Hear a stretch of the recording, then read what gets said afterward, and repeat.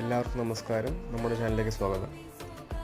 ഇന്ന് 20/8/2024 ഞാൻ ജിമ്മിൽ ഒന്നും കൂടെ റീജോയിൻ ചെയ്തു. ഇന്ന് ഒരുപാട് നാൾ കൂടി പോകുന്നതുകൊണ്ട് ഞാൻ മെയിനായിട്ട് കാർഡിയോ ആണ് ഫോക്കസ് ചെയ്തത്.